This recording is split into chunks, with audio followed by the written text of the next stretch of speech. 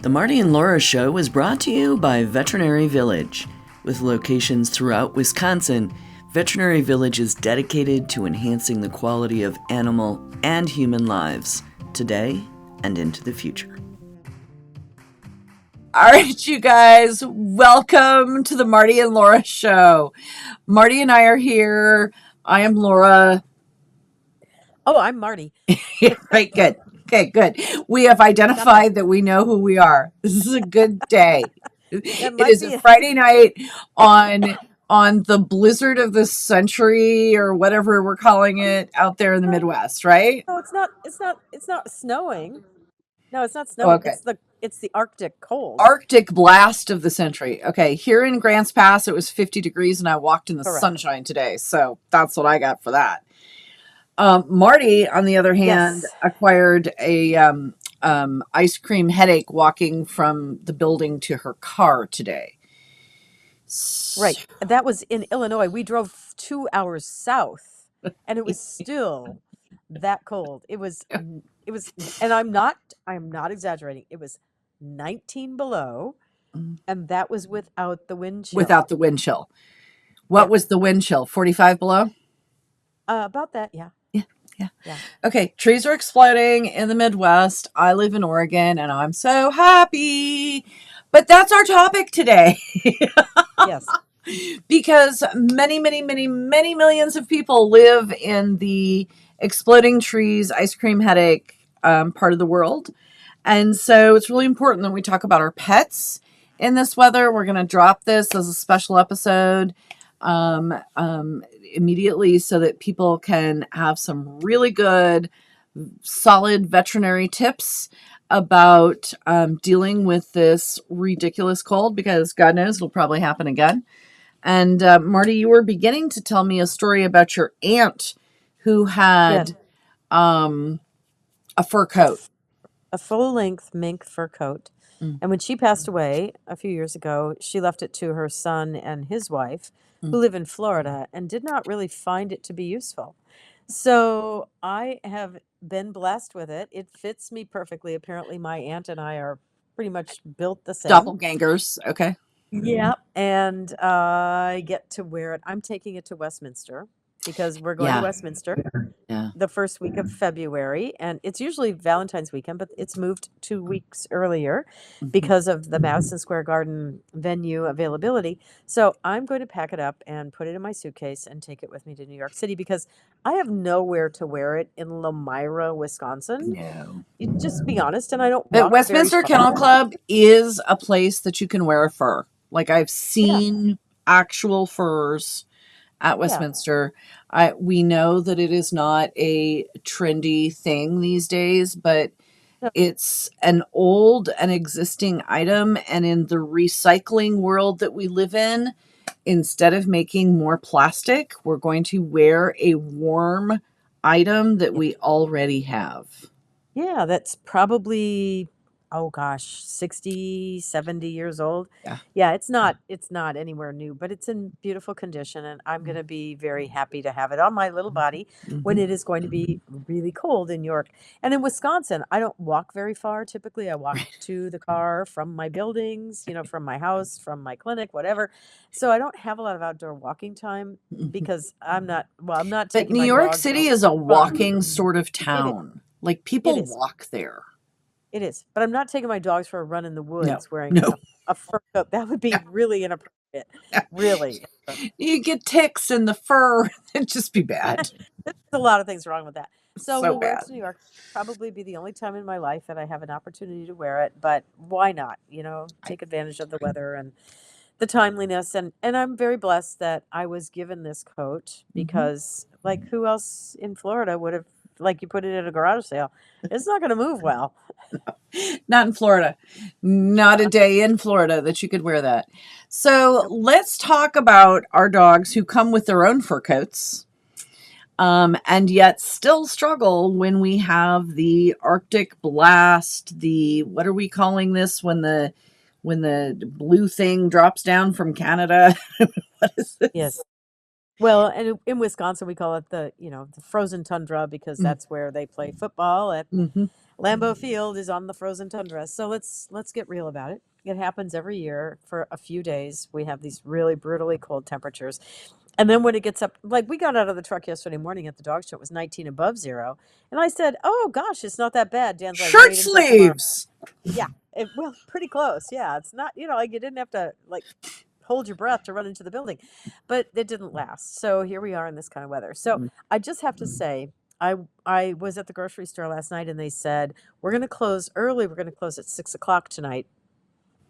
Or tomorrow night because nobody's going to be coming in after 6 p.m. And so I ran into the grocery store on my way home, and lo and behold, they said Badger Liquor, who is the company that supplies most of the alcoholic beverages in the southeast part of Wisconsin, it's a very large liquor supply company, stopped deliveries today.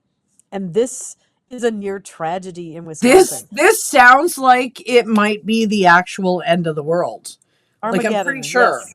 I'm pretty sure Yes. that is the end of the actual world in Wisconsin. If Badger Liquor says we're not delivering because it's too cold.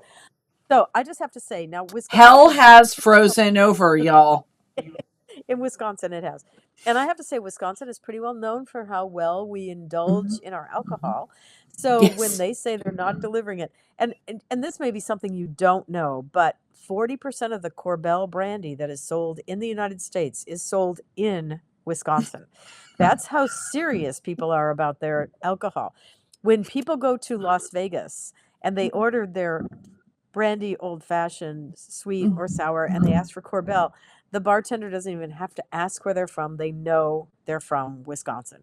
So this is just sort of like what Badger Liquor pulled their trucks off the road. Oh boy, like I don't know if we'll be able to get up and face the world tomorrow without deliveries.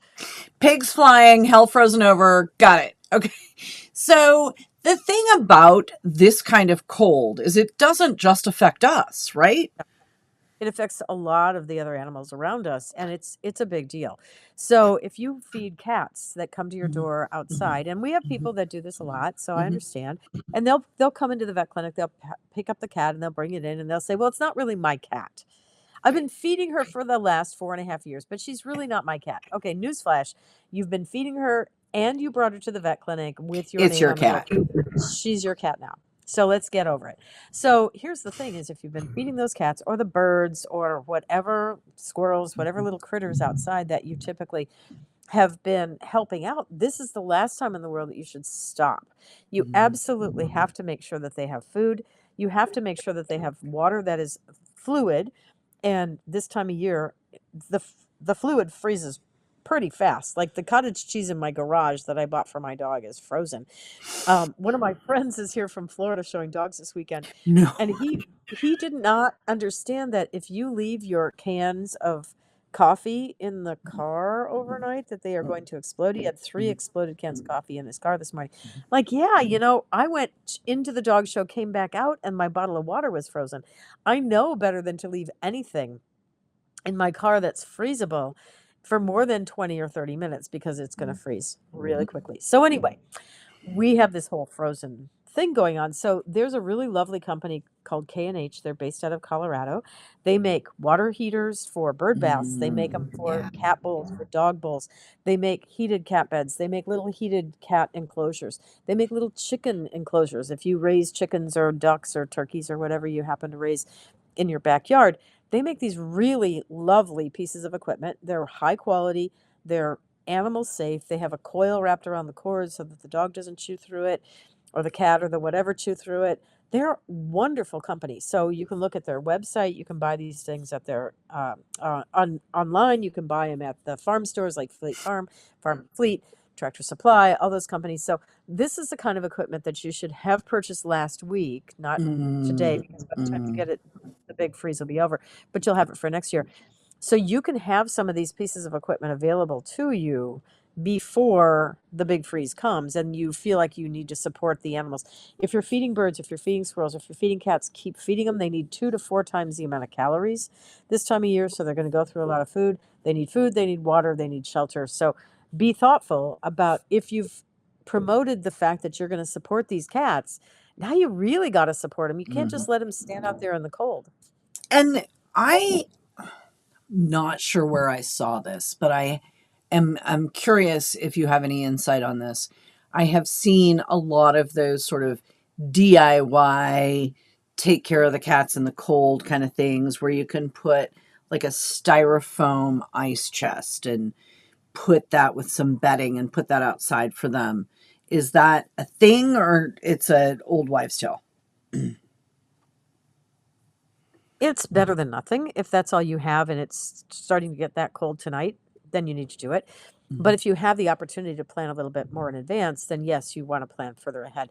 They make these really nice heating boards that I use underneath puppies when they're whelping. I've used them in my barn because my kids used to be in 4-H and we would have to have January lambs born early enough in the season that they would be ready to show in the shows in July and August. So we would have ewes that would lamb in January, calves that would calve in January, all this stuff. And they make little jackets for lambs and little jackets for calves. Oh, So no. I need a cow in a jacket. yeah, they make them. I must need, And one I year, must have my that. husband, yeah, one year, my dear husband, who's the world's worst procrastinator, didn't get around to ordering the jackets for the lambs in time. So I had baby lambs being born in my barn in January, and I went up to the barn and I'm like, "Oh my God, like Dan, are you what? You didn't buy the lamb coats?" And he's like, "No, not yet." So I grabbed one of them. I took him back to my house. I took a big blanket that was one of my dog blankets, laid it on the blanket as a pattern, and I was cutting these out and sewing Velcro and running up to the barn and putting them in these little jackets and then putting the little heating board under a plastic styrofoam container so that I had some way to keep these babies warm, because when you're born wet in January, you die really fast if you don't get warm and stay warm, and if you don't get colostrum and get to nurse, and if your mama doesn't keep you warm. So yes, I can make lamb coats. They're not hard. You just need a little Velcro and a little old blanket, and off you go, man. You're set. So my Okay, little thing, mad skills for our doctor who can do all the things. We add to it sewing and lamb coats. Speaking of yeah, coats, speaking of coats, I obviously the Tibetan Mastiff and the Great Pyrenees and the Saint Bernard don't need a new they're good. outfit, right? They're No, they're good. fine. They're good. To at least go outside and go patty and come in. Right. Talk to us about some of our other dogs in the world who are not so well endowed, if you will, Right. for the cold. Especially, yeah, especially the double coated breeds, the Goldens, the Labs, the, like you said, the large breed, the Sammies, the Malamutes, the Siberian Huskies, the dogs that have double coats, they'll go out, the Bernese Mountain Dogs, they'll go out and lay as high on a pile of snow in the biggest amount of wind that they can and just lay out there and bask in the moonlight. They're very happy. At 19 below, I find they do come in. They do come in. They don't like their feet being that cold. Yeah. So, but I have Danish Swedish farm dogs, and you would think that a Danish Swedish farm dog would be equipped to be in the cold. Yeah, no, they don't have a double coat. They have a very thin coat. They don't even have a Jack Russell rough coat. They just have a smooth coat. So, yeah, there are definitely jackets that are available that are appropriate. And I love the Auroros, the OROROR. Those that have the little, like they make the heated vests for people. Now they But make they do heated them for pants. dogs, right? They make it for dogs. And when I was down at the Orlando Dog Show, I was buying I didn't buy them at the Orlando show because they didn't have my dog's size and color, but I went online, bought them, But your dog and has a special color. Just saying. well, we have to wear Green Bay Packer gold and green where we are. I have the color of vest that's green and gold. Why wouldn't my dog have a matching one? Like, 100%. really? So I've got my little batteries, they're charging. I've got my little coat. So Olga, my 12-and-a-half-year-old farm dog, she shivers in June at the dog show. So you can imagine how unhappy she was today at the dog show.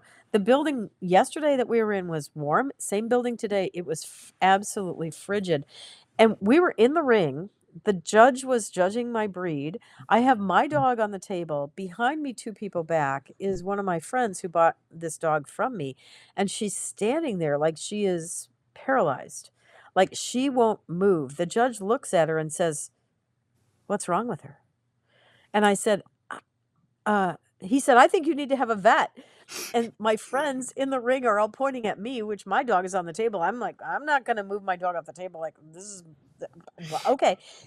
And I'm looking at her and I'm thinking she just needs to, she looked like she had nausea, like she just was ready to Right. vomit. And so I said, I don't think there's really anything wrong with her other than she's nauseous. So he picks her up, runs her out of the ring, takes her out, she vomits, brings her back in the ring, she's fine. And the judge goes over. He was totally baffled by the fact that this cold weather has her so upset. And Oh, she's like, I can't believe you took the coat off of me to bring me into the ring. I'm freezing. I'm gonna throw up. Like that's a thing. Like you Oh yeah. throw up. Like the dog is so cold it throws up. Yeah, and then I went back to the crates to get things loaded up and go, and the number one farm dog in the country I bred, she's in her crate, and I'm looking in their crate, and I'm like, "Oh my god, there's vomit in here too." So I take her out, we're cleaning her up, it was the dogs are that upset about the weather. So the poor little Wow. things, they're not handling this well. So you can buy little booties for them, you can buy heated jackets, you can buy unheated jackets. I like the double fleece that Snyder Saddlery makes. I like the Aurora jackets, which are the heated ones. Just like the people have the little heated battery pack, they make them for Mhm. dogs. They make them in all the sizes, so you can get those. There's a lot of things that you can do that are really effective to keep our dogs comfortable. But this building was so freezing. I wore 3 coats all day today in the building with a pair of boots on, and I was still uncomfortably cold. Wow. So even in this kind of weather, the buildings cannot stay warm I enough. saw somebody's social media post that in their house, and they have insulation on their door, like they hang a special insulated thing on their door, and their doorknob was frozen on the Frosted. inside. Yes. Yes. Like My I garage can't door. get my head around that. No, when I let my dogs out, when I pulled in the garage tonight to let the dogs out, my doorknob was frosty in my garage. Frosty, Mm-mm, like mm-mm, white frosty. mm-mm. So yeah, stuff is freezing in my garage, stuff is freezing in my car. It's Do you just see the way this it is. face? So Do you see this yeah, face? I do. This face This is says not a yucky. person. Yeah, Yucky. well, Okay. it's So, unpleasant, but we have to deal with it. So here okay, we are. or you can move to Oregon. Uh, Yeah, then it'd be crowded. it's true. Doggett simplifies the puppy buying journey by connecting families with the perfect breed and responsible, health-verified breeders. They are the only breeder marketplace that verifies health clearances and responsible breeding practices.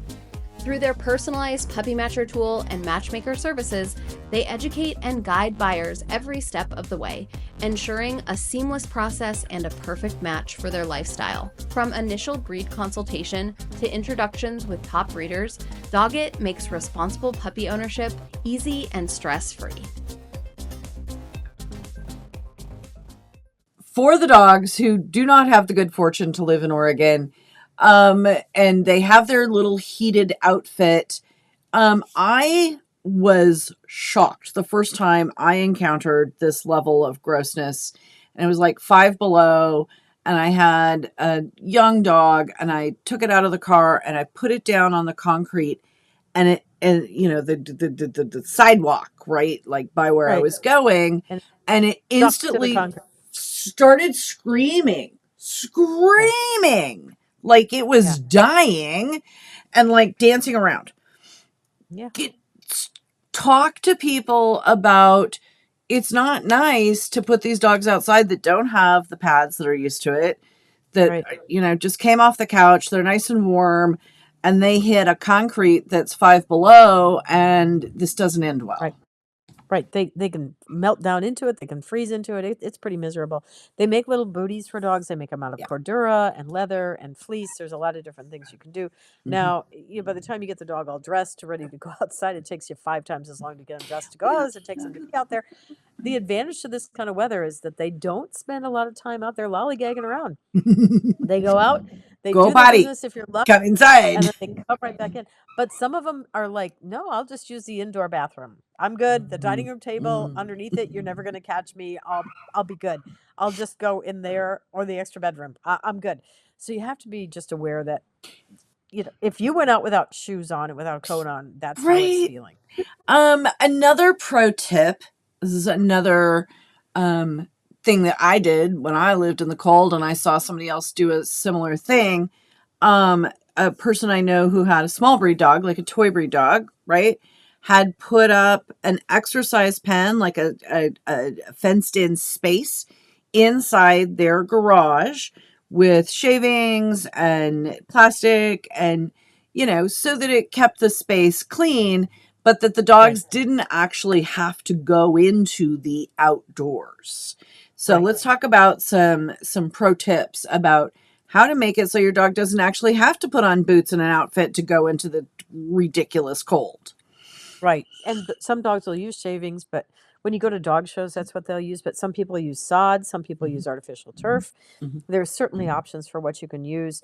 There is the Brilliant pad with the little roller thing. And if you've got your dog in the regular time of year when it's a puppy, to use the Brilliant pad, which is that roll that just rolls up when the feces and the urine are on it to keep the area clean and really reduces the smell. You can do those things. So there's a lot of things that you can do. Mostly here in Wisconsin, people just take them out really quick and bring them back in really fast. So you just have to remember they're outside, and it's every bit as important that you get them back in fast as it is in the heat. Please when don't you forget them. Please don't Yeah, forget don't them. forget your dog out there. Oh my God. No, no, no, no. My husband has been known on more than one occasion to leap out of bed after he's gone to bed and think, "Oh my God, did I bring everybody in?" He'll jump out of bed. I'm like, "What are you doing?" He's like, "I can't remember if I brought them all in or not." Like, "Oh, please God, tell me Please, you God. did." He comes back to bed. He's like, "Yeah, we're good." Dude, pay attention. So yeah, just make sure you remember. So when I tell people, like in the summer when it's hot, throw the leash around your neck so you don't forget that you ran into the house to grab the grocery list and you were going to run right back to the car, but then the phone rang. So do something to remind yourself that the dog is outside. Or the cat or whatever the species happens to be, so that you don't forget them for an extended period of time. If you have livestock, you've got a whole different kind of situation to deal with. So you've got to have some areas that are out of the wind. There are a lot of people who will take a dog that's used to living outdoors in temperate weather, and then they'll want to figure out what to do when the weather gets really cold, and they'll just bring them in and put them in the garage. Well, the garage is not necessarily warmer than where they were. If they were in a small enclosed doghouse, they might have been warmer in that doghouse than they are in your garage if it's unheated. So if you are going to bring a dog into an enclosed area like your garage, like a shed, like a milk house, like whatever it happens to be your farm or your home has, then give them a small enough area that they can curl up and heat that area with their body heat. If you don't have that heated board underneath them, the K&H board, which I really love that company, honestly. I buy so much of their stuff, it's just ridiculous.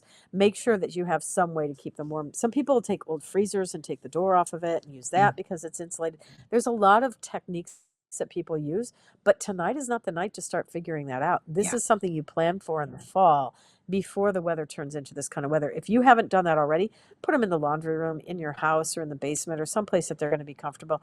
Don't just say, "Well, I guess you'll be fine." Even if they seem a little uncomfortable about coming into the house, you've got to make some kind of amends for them, because it's just too brutal to leave them outside in this kind of weather. Yeah. It is crazy town cold, people.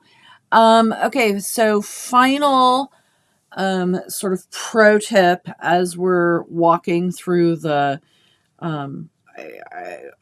Freezemagedon or whatever it is we're having.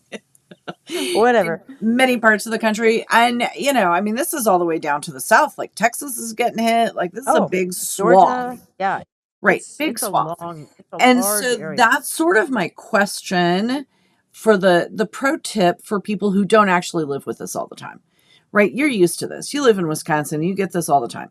People in other parts of the country who are currently encountering maybe not 19 below, but certainly far colder temperatures than they're used to. Oh.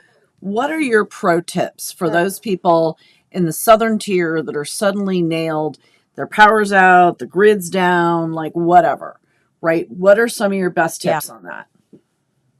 Boy, if the grid is down, you're in trouble. Because there just really isn't a whole lot you can do unless you have a fireplace. You've got to pick one room in your house, hunker down with everybody, use the best equipment that you have. Space heaters, you have to be really careful with those, that your pets don't knock them over or that you don't. So get your blankets, get your stuff, stay in one room. Bring the Just dogs and do the the cats best. and get Oh, yeah, maybe everybody. the chickens. Yep. I don't know. I don't know. Chickens in the bedroom might be a little tough, but yeah. Yeah, Bathroom. Maybe the it's chickens rough. could go in the tub. You know. Ducks are better in the tub than chickens. Chickens don't swim particularly well, but Well, don't okay. put water in the tub when you put the chickens in the Oh, tub. okay. Come on. You don't want to put Okay. water in the tub because it's going to freeze. Come on, work with Right. me here. So make sure you have enough water drawn. Make sure you've got your Yes. candles. Make sure you've got your batteries. Get everything charged that you need to charge before the power goes down.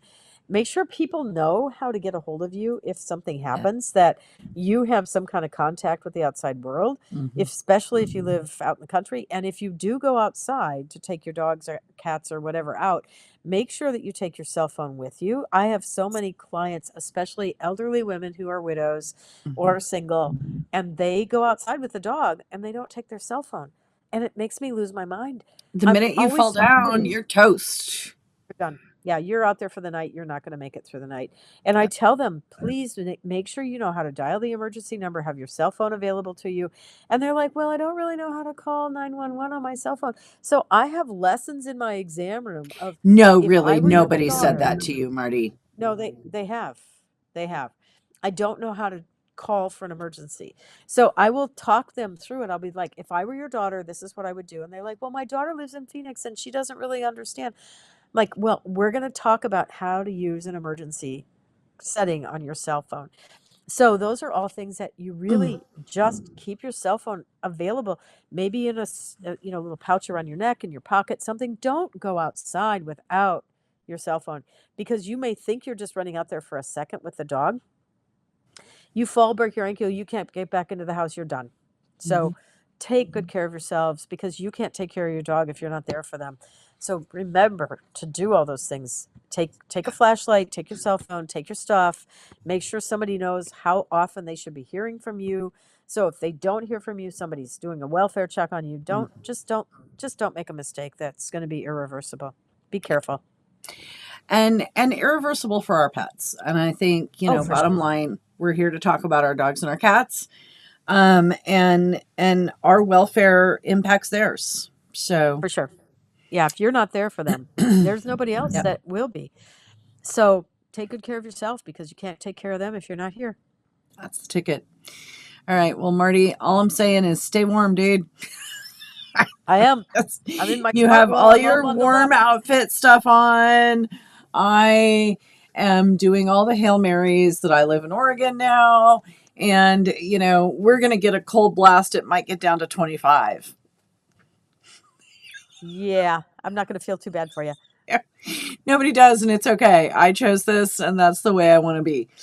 Everybody else out there in the path of the Freezemagedon, please stay safe. Keep your pets safe. Use your mind. Use your brains. Keep them in. Keep them warm. And plan ahead. Water. Yeah. Make sure that they have access to water. The dogs cannot drink the snow when it's 19 below. Right.